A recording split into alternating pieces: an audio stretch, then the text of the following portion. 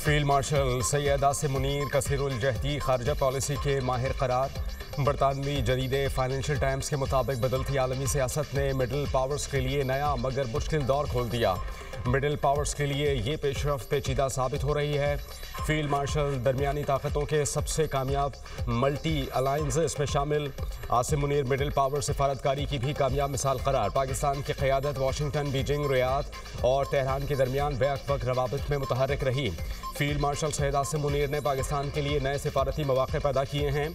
आसिम मुनीर ने पाकिस्तान की सिफारतकारी को बदलते आलमी माहौल में मौसर अंदाज में आगे बढ़ाया। ट्रंप के साथ बर वक्त खुश गुफ्तारी और नर्म सिफारती रवैया मौसर साबित हुआ। पाकिस्तान की इस सिफारती कामयाबी ने भारत को मायूस किया। भारत के लिए दरमियानी ताकत का खेल तवक्को से ज़्यादा मुश्किल साबित हुआ। हिंदुस्तान बदलते आलमी हालात और ट्रंप के अंदाज से हम आहंग न हो सका। फील्ड मार्शल के खित्ते में अहम किरदार का एतराफ़ फाइनेंशियल टाइम्स ने भी कर दिया। आलमी सियासत में पाकिस्तान का मुस्बत किरदार सामने आया। वज़ीर दिफा ख्वाजा आसिफ ने कहा कि फील्ड मार्शल सैयद आसिम मुनीर ने खित्ते में इस्तेहकाम के लिए अहम किरदार अदा किया। उन्होंने मार्का हक में कायदाना सलाहियतें दिखाईं। सऊदी अरब से फील्ड मार्शल को अवार्ड मिलना सबसे बड़ी कामयाबी है। मुल्क में माशी इस्लाहात नजर आ रही हैं। फाइनेंशियल टाइम्स का एतराफ़ पाकिस्तान के लिए बहुत बड़ी सिफारती कामयाबी है। बानी PTI के दौरे हुकूमत में सिफारती ताल्लुकात बहुत ख़राब हुए।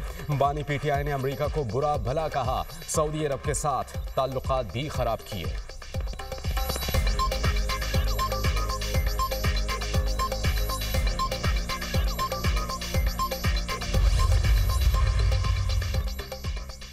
वज़ीर आज़म की पाकिस्तान तहरीक-ए-इंसाफ को एक बार फिर मुज़ाकरात की दावत। कहा कि पाकिस्तान तहरीक-ए-इंसाफ संजीदा है तो हुकूमत बातचीत के लिए तैयार है। मुज़ाकरात की आड़ में ब्लैकमेलिंग कबूल नहीं। शहबाज शरीफ की वफाकी काबीना इजलास में गुफ्तगू। कहा कि जायज़ मुतालबात की सूरत में मुज़ाकरात आगे बढ़ सकते हैं। मुल्क की तरक्की और खुशहाली के लिए तमाम जमातों का इत्तेफाक होना चाहिए। आज PIA की निजकारी का दिन है। पूरी टीम ने बहुत काम किया। नायब वज़ीर आज़म, वज़ीर दिफा और वज़ीर ख़जाना ने बेहतरीन काविशें की। PIA निजकारी के अमल को शफाफ बनाना इंतहाई ज़रूरी है। सऊदी अरब ने फील्ड मार्शल सैयद आसिम मुनीर को किंग अब्दुल अजीज़ अवार्ड से नवाजा। इस अवार्ड से पूरी कौम की इज्जत में इजाफा हुआ।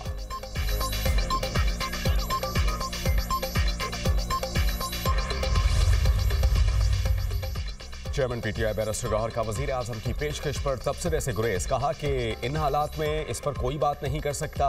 मुज़ाकरात के हवाले से मामलात महमूद खान अचकज़ई और अल्लामा राजा नासिर अब्बास देखेंगे।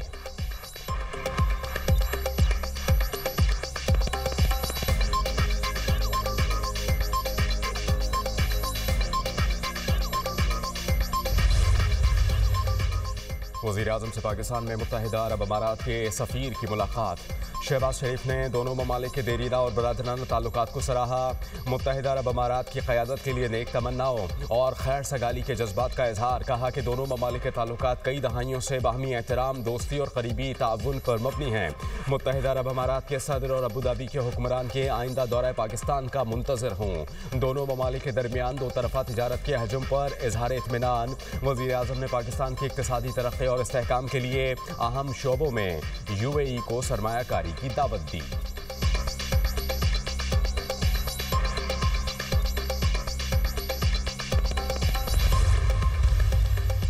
पाकिस्तान स्टॉक एक्सचेंज मुस्बत माशी इस्लाहात के बायस दुनिया की बेहतरीन कारकर्दगी दिखाने वाली मार्केटों में शामिल।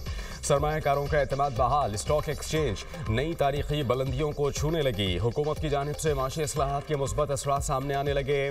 दिसंबर 2025 के वस्त तक 100 इंडेक्स ने 1,71,500 पॉइंट्स का रिकॉर्ड सतह अबूर किया। पाकिस्तान स्टॉक एक्सचेंज में इक्विटी सरमायाकारों की तादाद बढ़कर 4,50,000 हो चुकी। जनवरी से सितंबर 2025 के दौरान कारोबारी मुनाफे में सालाना बुनियादों पर 14% इजाफा। तमाम अशारिया स्टॉक मार्केट में बढ़ते आदाद शुमार और रोशन माशी इम्कानात की वाज़ेह तस्वीर पेश करते हैं।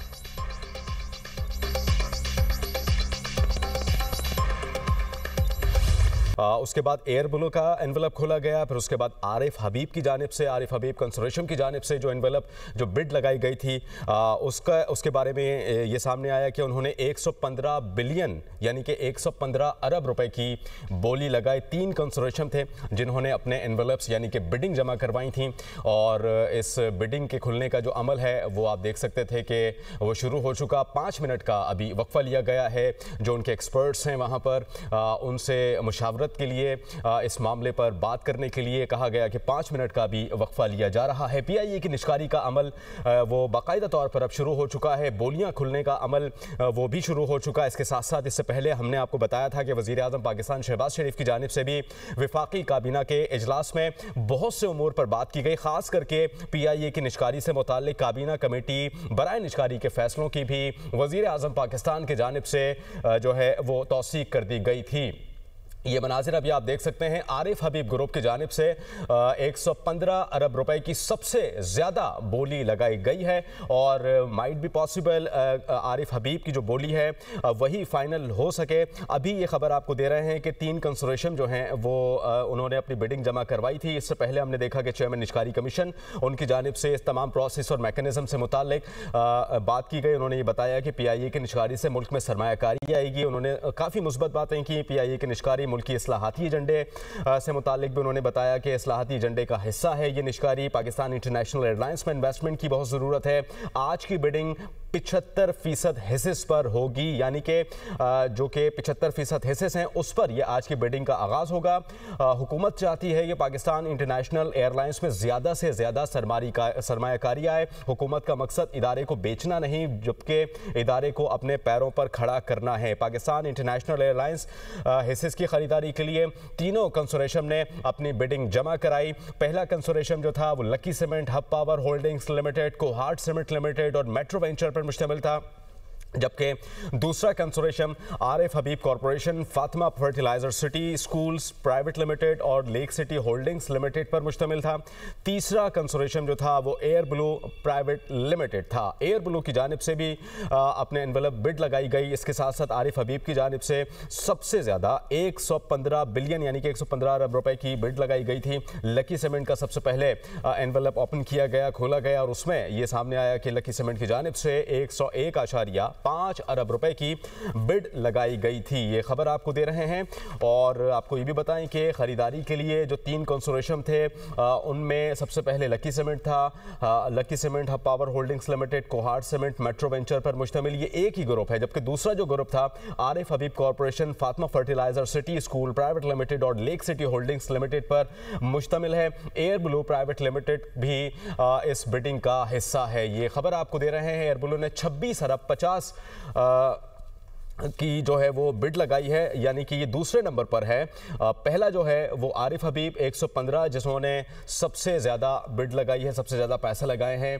पीआईए की निष्कारी की जो बोलियां हैं वो इस वक्त जारी हैं, मरहलावार ये सिलसिला जारी है। 101 अरब जो है वो उनकी जानिब से लगाए गए हैं। लकी सीमेंट की जानिब से पीआईए हिस्सेस खरीदारी के लिए तीनों कंसोर्शियम ने अपनी बिडिंग जमा कराई है। मरहलावार या आपने मनाजिर देखे। आरिफ हबीब ग्रुप की जानिब से सबसे ज़्यादा जिसमें 115 अरब रुपए की सबसे ज्यादा बोली लगाई गई है। पाकिस्तान इंटरनेशनल एयरलाइंस की जो निष्कारी है उसका अमल इस वक्त जारी है। लकी कंसोर्शियम ने 101 अरब 5 करोड़ की बोली लगाई।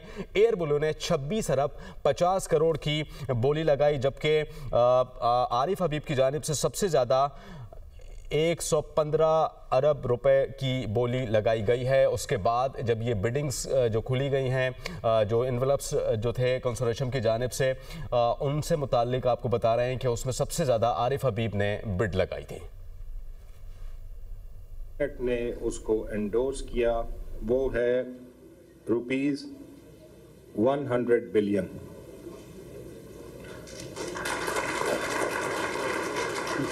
Now, according to the instruction to bidders, जो आउटकम सिनारियो 1 में था कि अगर 2 बिडर्स जिनकी रेफरेंस प्राइस जिनकी बिड प्राइस रेफरेंस प्राइस से ऊपर होगी तो वो क्वालिफाई करेंगे to go to round 2 which will be an open auction round. उस राउंड के लिए the bidders will be afforded 30-minute break to do any consultations if they want to and come back and उसके बाद फिर हम second round शुरू करेंगे. So if और जो second round में जो base price होगी, that will be the highest price of the two bids जो कि हम consider कर रहे हैं. In that case, the base price for the second round auction will be 115 billion rupees.